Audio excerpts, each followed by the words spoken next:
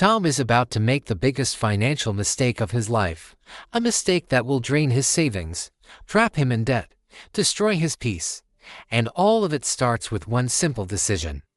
A decision millions of people make every single day. But before we get there, let's rewind a little. Tom recently got a new job, a better salary, a nicer office, and more confidence than he has ever felt before. Every morning he wakes up feeling like he's finally moving forward in life. One day, while walking home from work, Tom spots something that makes him stop instantly.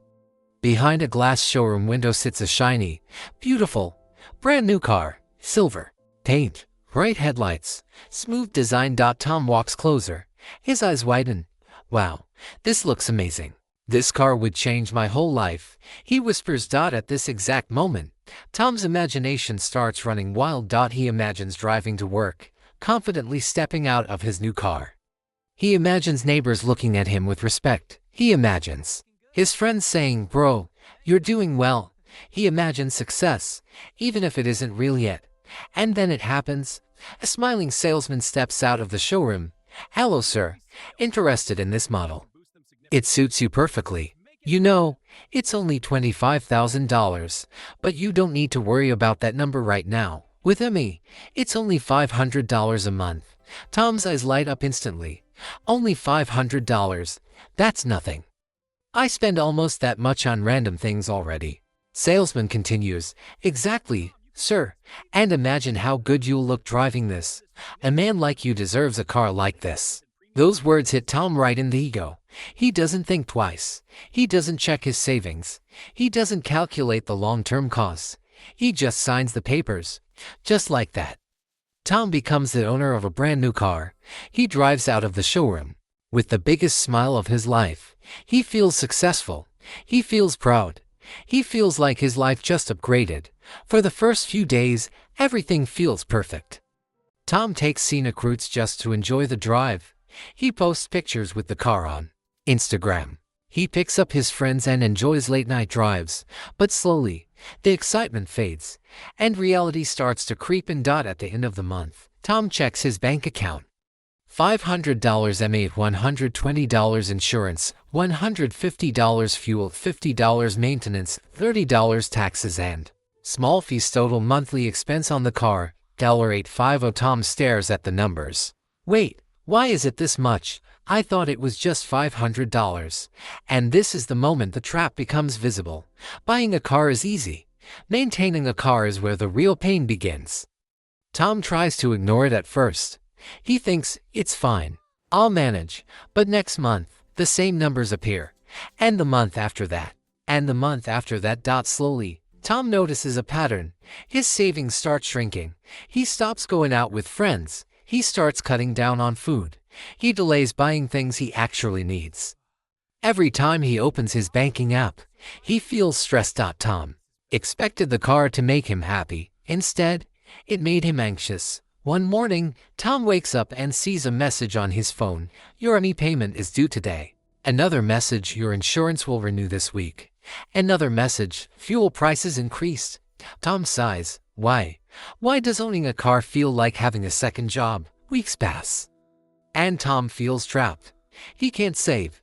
He can't invest.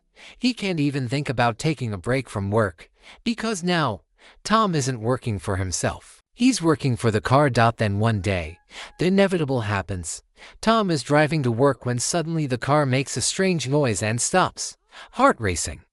Tom pushes it to the side and calls a mechanic. Hours later, the mechanic examines it and says, "Some part inside is broken.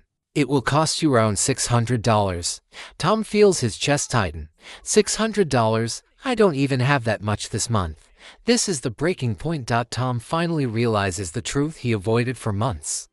He bought the car not because he needed it, but because he wanted to look successful. He sits alone that evening, staring at the ground, feeling defeated. "I thought this car would make my life better, but all it did was make my life harder." He starts thinking. Before the car, he was saving money. Before the car, he was happy. Before the car, he felt free. Now, he feels suffocated. After thinking for days, Tom decides to sell the car. A buyer shows up, inspects it, and says, "He can give you $16,000. Tom feels his heart drop. "I bought it for $25,000. He realizes he has just lost $9,000 in only 1 year. This is when Tom learns a painful but powerful lesson. Cars lose value fast, but financial mistakes stay with you for a long time. After selling the car, Tom feels disappointed but lighter. Free from monthly payments, free from constant stress, free from the pressure to look successful, he decides to rebuild his financial life. He starts tracking his expenses. He makes a budget for the first time. He saves a portion of his income. Every month, he starts learning how to invest. He creates an emergency fund so he's never helpless again. And most importantly, he realizes success is not something you show. It's something you build slowly, quietly, patiently. Months pass, and Tom feels a huge difference. He sleeps better. He feels calmer. He has money saved up. And he's finally in control of his life. Tom promises himself, "If I ever buy a car again, it will be with savings, not with debt, not for show, not to impress anyone." Tom isn't richer because he sold the car. He is richer because he changed his mindset. Owning a car didn't make Tom successful. Owning his decisions did. And if you ever feel tempted to buy something just to look successful, remember Tom. Don't buy things to impress people who don't even think about you. Buy things that make your life better, not harder, because real success is quiet, and real wealth is freedom, not flexing.